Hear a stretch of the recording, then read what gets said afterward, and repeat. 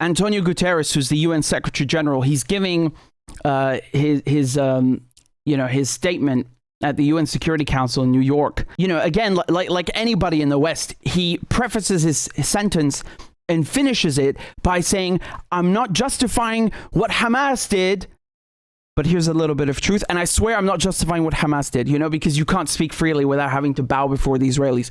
So listen to what he says. Listen to what he says and why the Israelis got so upset. It is important to also recognize the attacks by Hamas did not happen in a vacuum. The Palestinian people have been subjected to 56 years of suffocating occupation. They have seen their land steadily devoured by settlements and plagued by violence, their economy stifled, their people displaced, and their homes demolished. Their hopes for a political solution to their plight have been vanishing. But the grievances of the Palestinian people cannot justify the appalling attacks by Hamas, and those appalling attacks cannot justify the collective punishment of the Palestinian people. So that's all he said, and now the Israelis are calling him an anti-Semite and they want him to resign. This is a pure blood libel, and I think that the Secretary General must resign, because from now on, every day that he is here in this building, unless he apologizes immediately, today we called him to apologize, there's no justification to the existence of this building. This building was Why don't you bomb it? Go on, bomb it like you bomb everything else. Just fucking do it. Come on, bomb it. You after all, you bombed the King David Hotel. You bombed the USS Liberty. Why don't you bomb the UN? You just killed 57 UN workers in Gaza. Go on, do it. was established to prevent atrocities. How can the Secretary General? How can you fucking stand there, mate? How can you stand there? With his words, justify in any way the terrible atrocities that happened to our civilians, innocent civilians. This is a pure... Number one, they're not civilians. You are not a civilian if you have guns and you are in the military as a reservist, active duty, not active. I don't give a shit. You're not a civilian, period. Doesn't matter what you're wearing. You're not a civilian. Number three, who the hell is Israel to ask anybody in the UN to resign? The fact Israel is even in the UN is something that defies words. Did he bother reading the UN Charter? I guess not. I'm sure he didn't bother reading it. It's very clear. Somebody invades your country, you can kick him out, period. So yeah, the UN does justify the existence of Hamas, whether you like it or not. It does. Just like you want the UN to justify your existence, right? The Israelis derive and stake their legitimacy on what? On the fact that they are a UN member state. That is their only claim to legitimacy, which in and of itself is an indictment of the UN. It's probably the biggest indictment of the United Nations, that they gave land that doesn't belong to them. They gave it, instead of to the Palestinians, they gave it to a minority of Jewish European immigrants. Here's the next day. This is Guterres responding. I am shocked by the misrepresentations by some of my statement yesterday in the Security Council, as if I was justifying acts of terror by Hamas. This is false. It was the opposite. In the beginning of my intervention yesterday, I clearly stated, and I quote, "I have condemned unequivocally the horrifying and unprecedented 7 October acts of terror by Hamas in Israel. Nothing can justify the deliberate killing, injuring, and kidnapping of civilians or the launching of rockets against civilian targets." Unquote. Indeed, I spoke of the grievances of the Palestinian people. And in doing so, I also clearly stated, and I quote, "But the grievances of the Palestinian people cannot justify the appalling attacks by Hamas." Unquote. And then I went on with my intervention, referring all my positions on all aspects of the Middle East crisis. I believe It was necessary to set the record straight, especially out of respect to the victims and to their families. Thank you.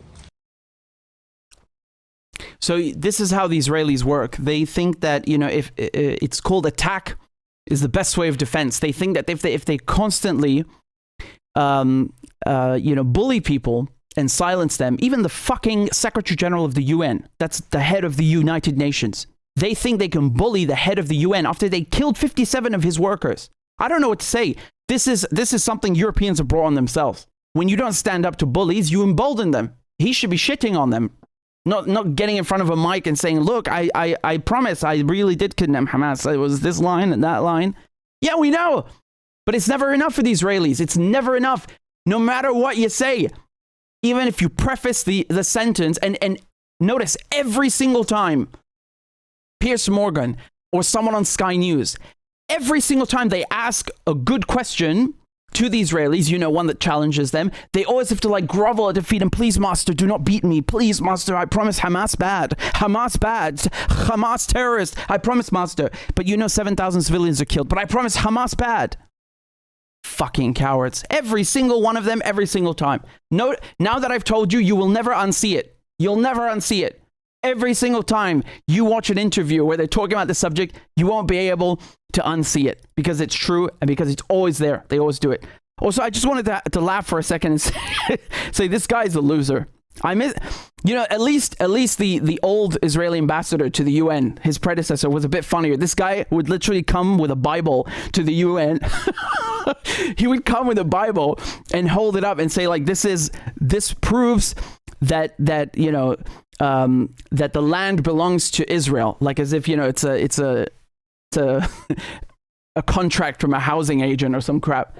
Yeah, okay, it's the Bible. It's not you know, it's not a rent contract or a lease, you know, to the land. I'm sorry, it just isn't. Anyway, he was a funny comedian. Let me tell you about the other votes the UN had. So the UN have just voted in the General Assembly, not the Security Council. They voted on adopting a resolution that calls for an immediate and sustained human truce in Gaza. Okay? Most countries voted in favor, 14 against, 45 abstentions. Which countries voted against it? The United Kingdom. Well, the United Kingdom actually abstained. The US voted against it. Austria voted against it. Croatia, Czech Republic, Fiji, Guatemala, Hungary, the Israelis, Marshall Islands. You know, the fact that it says humanitarian truce instead of ceasefire is already, an indictment. And they did the same thing in the Security Council. So they were arguing about this. Look, in the UN Security Council, you have only 15 countries that are there. 5 have permanent seats. The US, the UK, France, Russia, China. And then you have 10 members that come in on a rotating basis. And you need at least 9 votes to pass a resolution, okay? And those are binding. So they were arguing about this. They were trying to get a text through that calls for ceasefire, and the Russians wanted the same thing. The only difference was that in the text they did not have this line that says Israel has the right to defend itself. Okay? So when the Americans tried getting their thing through, the Russians vetoed it because they are a permanent member, they can veto. And then vice versa. When the Russians tried to get their resolution through, the Americans vetoed it. So the United States torpedoed a UN Security Council resolution calling for a ceasefire just because it didn't have the line, Israel has the right to defend itself. Yeah, okay, well, even the Russians know what that means. It just means, you know, license to kill thousands of civilians. It has nothing to do with self-defense at all. Hamas's infrastructure is completely intact, and I'll come back to that in a moment. But they were also giving speeches at the UN, okay? And I want to show you 3 of them. Listen to what the Israeli bully had to say. Stand on the right side of history. Don't stand with the genocidal jihadists committed to your destruction. Following the horrors of the Holocaust, this institution was... Can you stop using the Holocaust for your political bullshit? Please? Stop milking it and abusing it. Following the horrors of the Holocaust, this institution was established to prevent atrocities from repeating themselves. Yet, in these very halls... Yeah, they also established crimes against humanity, and they established the Fourth Geneva Convention, which you're violating every single day. So apparently you don't give a shit, do you? You know? After Nuremberg trials, they also said you cannot... they also set out rules like you cannot humiliate non-combatants. And I've seen many videos of Israelis, bringing in Palestinians, making them hold up Israeli flags, just humiliating them. And again, that's like on the less violent side of things. You know, obviously the main problem is not that they're making them hold Israeli flags; they're murdering them. We have perpetrators of the most grotesque human rights violations and crimes against humanity who also exploit their power and so-called members of the family of nations only to single out law-abiding democracies such as Israel. Jesus Christ, I can't listen to the bastard. I mean, every single word that comes out of his mouth, it's like, he's just projecting. He's talking about himself. Dude, this is yesterday. 3,000 children have been killed. Who are you addressing? Who are you addressing in this room? If this organization wants to maintain any shred of legitimacy, it is imperative that you, please, distinguished representatives, no longer play along with this farce of anti-Israel double standards. It's like it's not enough that they're getting away with it, with killing all these people. It's like they have to go and start, attacking the UN Secretary General, attacking everybody in the General Assembly, like a bloodhound, just attacking people. Let me show you what Jordan said. I don't have videos to show you. We respect the dead too much. We respect the pain of their families too much to show videos. But check out your mobiles. Thousands of videos depicting the abomination, the horror, the inhumanity to which thousands of Palestinians are being subjected and have been subjected. Israel is making Gaza a perpetual hell on earth. The trauma will haunt generations to come.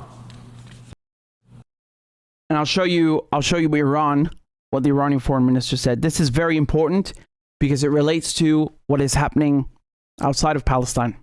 Frankly, to the American statesmen who are now managing the genocide in Palestine, that we do not welcome to expansion of the war in the region. But I warn, if the genocide in Gaza continues, they will not be spared from this fire. It is our home, and West Asia is our region. We do not compromise with any party and any side, and we have no reservation when it comes to our home's security. The genocide in Gaza must stop immediately. The forced displacement of the people of Gaza must be stopped immediately. Today, Gaza is waiting for urgent and vital humanitarian aid. According to international law, the Palestinian Liberation Movement, Hamas, is fighting the occupation and has a legitimate right. Mr. President, according to our negotiations, Hamas is ready to release civilian prisoners. On the other hand, the world should support the release of 6,000 Palestinians held in Israeli prisons. So several important points there. He's saying, as you just heard, Hamas are ready to release the so-called civilian hostages they have. Not the because remember they took 4 Israeli officers, among them a general. They're not exchanging any of those unless they're getting thousands of prisoners in return. This has happened before, by the way, right? So also, why shouldn't it? The Israelis are the ones keeping 2 million hostages in Gaza. The Israelis have kidnapped they have 10,000 Palestinians in prison right now. 1,100 of them don't even know why they're in prison. They haven't even been charged or convicted of a crime, you know, with administrative detention, which I've talked about extensively and made millions of videos about, because it's very important. But my point is that this is a gesture of goodwill. When you're saying, look, I'm ready to deal, I'm ready to negotiate, I'm ready to free hostages, and the Israelis are saying, screw you, we're just going to bomb you. Who is the violent one here? Who is the psycho here? It's the Israelis. The Israelis don't even care about hostages. They didn't even want to accept 2 hostages the other day. Do you remember that? Hamas said, we are ready to give you these 2 hostages just right now with no strings attached because, you know, they're 2 old women. Just take them. And the Israelis said no. Okay, so the other thing he's doing, he's saying this is our region. Very important to remind the Israelis and the Americans where they are. Physically, literally, where they are. They're not at home. It's not your region. This is not your home turf. You're not fighting on your home turf. You know, so when Iran is helping Yemen, Iran is helping Iraq, Iran is helping Lebanon, Syria, this is our region. This is our region. It's not your region. You don't call the shots here. You don't dictate the rules of engagement here. You can go home if you want. That would be best for everybody. And then he's also threatening the Americans. He is threatening the Americans, and he's saying, if you want to fuck around and manage this genocide in Gaza, then you're going to find out. You're not going to be spared.